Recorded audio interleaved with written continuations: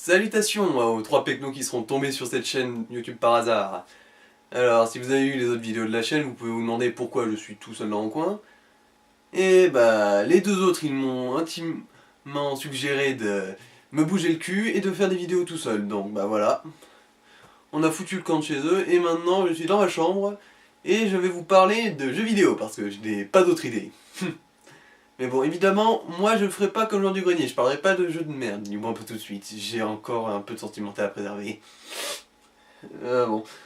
Et donc bah, maintenant on va parler d'un jeu au pif, allez, on va voir ça. Allez, le père. Voilà. Allez, on va voir qu'est-ce qu'on a.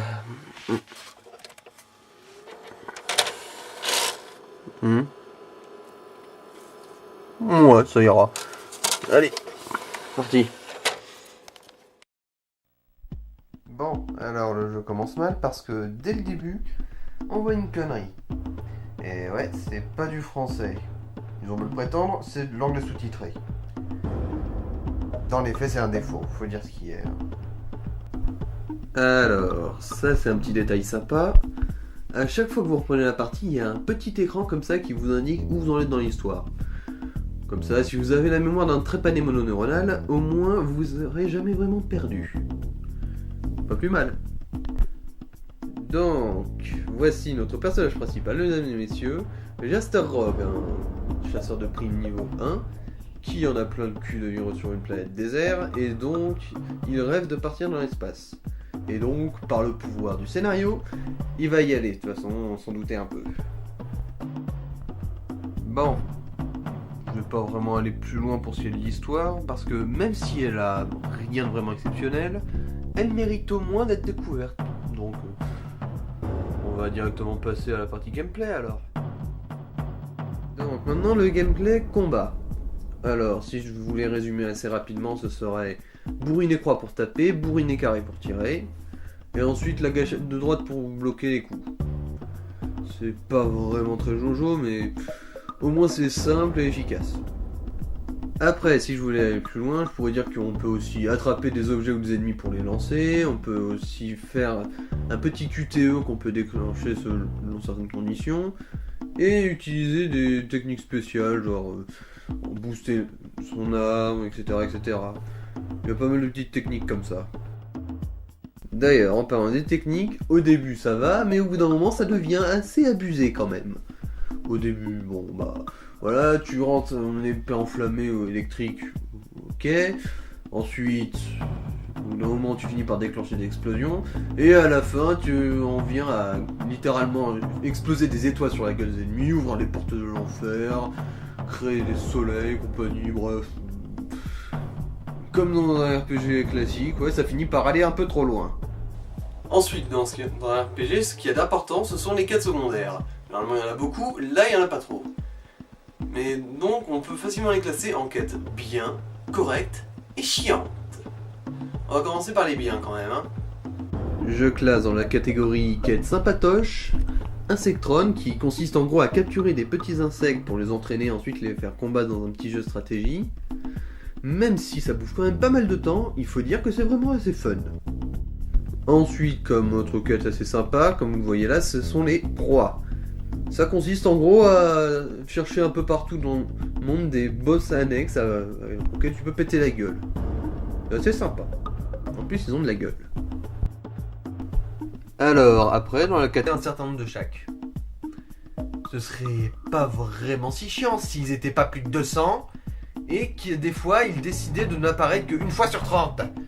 Résultat, tu te retrouves obligé de tourner en rond comme un con dans toutes les zones du jeu, rien que pour pouvoir voir ton quota de chaque monstre. Bref, une belle perte de temps qui rapporte quasiment rien au final. Ensuite, dans la catégorie des quêtes pourries, on continue avec Crapaud Journal. Bon, comment je vais résumer cette connerie, moi ? Alors, peu après le début du jeu, tu te retrouves face à un boss crapaud mutant tout moche avec des tentacules de hentai, tu le butes, et ensuite, un autre crapaud tout moche apparaît, il te dit avec sa voix de pédophile de 50 ans qu'il peut combiner les armes, Et donc, la quête secondaire qui suit consistera à combiner des armes. Et oui, évidemment. Mais bon, malheureusement, encore une fois, ça consiste en du farm, parce que les armes, tu peux pas les combiner immédiatement, il faut avoir fait un minimum de combats avec chacune d'entre elles. Et en plus, tu peux pas combiner n'importe comment, tu es obligé de trouver des armes très spécifiques pour les combiner entre elles. Ce serait pas vraiment si horrible que ça, encore une fois, s'il fallait pas en combiner une centaine. Sans déconner, c'est une horreur ça. Rien que pour faire ça, ça te bouffe des heures. Des heures. Tu m'étonnes qu'après, sur la boîte, ils te promettent qu'il y a plus de 100 heures de jeu. Alors, ensuite, dans la catégorie des quêtes qui te font juste farmer, il y a Révélation. Bon, celui-là, contrairement aux deux autres, on va pas trop lui taper dessus parce que même si c'est chiant et que ça conduit juste à en farmer, au moins celle-là elle apporte quelque chose, je vous explique. Alors, en fait, chaque personnage jouable a un petit tableau dans lequel tu peux débloquer de nouvelles capacités spéciales. Et pour débloquer ces capacités spéciales, il faut des objets. Objets qu'on trouve sur les monstres. Et donc, pour obtenir ces objets, on doit refarmer des monstres. Mais contrairement au crapaud journal et au journal de chasse, ça au moins ça a le mérite d'apporter vraiment quelque chose d'utile. Ça donne des capacités en plus. Donc, contrairement aux deux autres, celle-là on va plus la mettre dans les catégories des quêtes correctes. Bon, maintenant que je vous ai dit comment se déroule à peu près le jeu, il est temps que je vous file un peu mon ressenti sur ces différents aspects. Bon, on y va. Pour commencer, l'histoire. Alors, comme je l'ai déjà dit au début, l'histoire ne pète pas vraiment trois pattes à un canard niveau originalité. Je veux dire, ce qui est, elle n'a vraiment rien d'exceptionnel. Mais, il y a quand même de bons détails à propos de l'histoire. Premièrement, tous les personnages sont développés.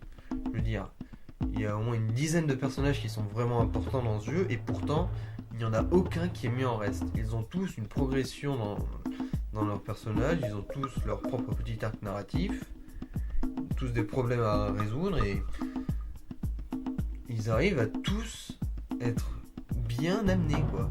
Il n'y en a aucun qui a l'air vraiment de prendre trop de place par rapport aux autres. Résultat, bah, même si l'histoire en soi n'a rien d'exceptionnel, le développement des persos dedans, lui, est excellent.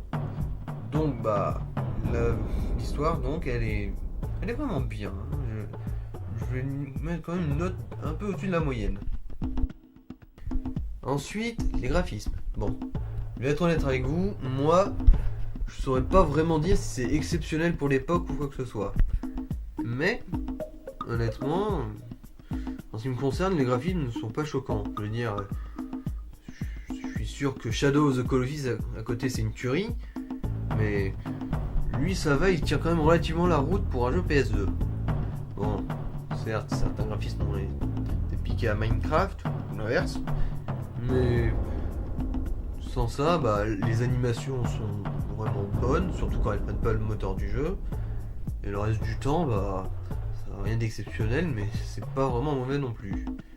Donc, pour les animations sans le moteur, on va mettre une note un peu au-dessus de la moyenne.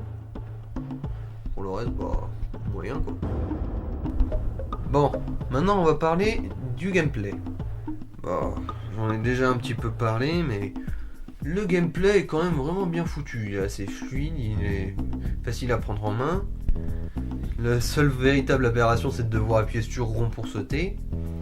Mais à part ça, il envoie FF13 à l'école, lui. Hein. Le gameplay est quand même vraiment bon dans son genre. C'est du bon combat en temps réel qui ne prend pas trop la tête, qui n'est pas contraignant et qui se laisse jouer facilement. Donc pour ça, je vais aussi lui mettre une assez bonne note. Hein. Alors, là, on arrive au point que je préfère dans ce jeu. Celui que j'adore. Celui qui est, en ce qui me concerne, le plus gros avantage de ce jeu, et bah, c'est la musique. Tout simplement. Je veux dire, souvent on néglige ça dans les RPG, mais là, soit elles sont absolument géniales, je veux dire, dans les combats c'est épique, dans les moments tristes c'est triste, ça va. Et quand elles sont pas géniales, elles ont au moins la décence de coller à leur environnement et à la situation. Je veux dire, c'est vraiment excellent de ce point de vue-là. Et je sais que vous vous dites que je devrais vous faire écouter ces musiques, mais il y a tellement de musique géniale que ça prendrait des heures. Alors à la place, je vais me contenter de vous faire écouter une des premières musiques qu'on peut entendre dans ce jeu. C'est la musique qu'on entend quand on laisse tourner l'écran titre. Genre voilà, tu laisses l'écran titre tourner un peu et ensuite, pendant ça. Allez, écoutez.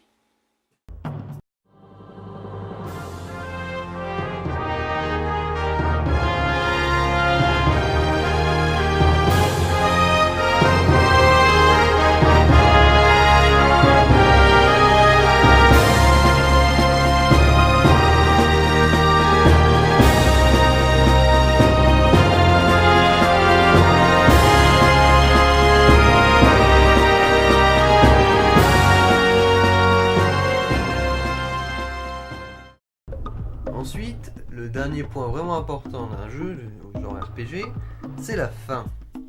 Alors oui, je vous avais dit que je vous spoilerais pas l'histoire, et c'est pas le cas, je vais pas vous raconter la fin de l'histoire. Je vais vous parler d'à quel point elle est gratifiante. Et je vais aussi parler de quand on finit le jeu à 100%. Et malheureusement, ça c'est pas vraiment une bonne note. La fin de l'histoire en soi, elle est comme l'histoire, elle est sympa, mais rien d'exceptionnel non plus. Maintenant, la véritable déception, c'est quand on finit le jeu à 100%. En fait, comme je vous l'ai dit, il y a plusieurs quêtes, et à chaque fois qu'on finit une de ces quêtes, on gagne un costume pour un de ces persos. C'est tout, il n'y a même pas de petite animation supplémentaire ou quoi que ce soit, non, c'est juste comme ça, genre. Ah, t'as fini les quêtes secondaires ? Bravo. Ouais, et résultat, c'est fini quand même sur une petite note un peu décevante. Hein. Après 130 heures de jeu, ça te file un peu les glandes de rien avoir pour récompenser tes efforts. En conclusion, je trouve que ce jeu est vraiment génial. Personnellement, je le trouve vraiment injuste à en critiquer, sans déconner. Je veux dire, de tout ce que vous avez pu voir, qu'est-ce qu'il y a comme gros défaut flagrant ? L'histoire ? Même pas, elle est juste moyenne. Oui, dans les faits, à part quelques quêtes un peu moyennes, il y a vraiment pas grand chose à lui reprocher à ce jeu. Donc voilà, je trouve que c'est vraiment dommage que si peu de personnes le connaissent. Et donc si vous êtes intéressé par les RPG en combat en temps réel, allez-y, achetez-le. Je veux dire, pas besoin d'avoir une PS2 pour ça, apparemment il est sur le PlayStation Store. Je sais pas vraiment à quel prix il est, mais ça doit être assez abordable pour un remake. Donc voilà, c'est tout ce que j'aurais à dire. Merci d'avoir regardé cette vidéo jusqu'au bout, enfin, si vous l'avez fait. Et jouez à des bons jeux. Ciao!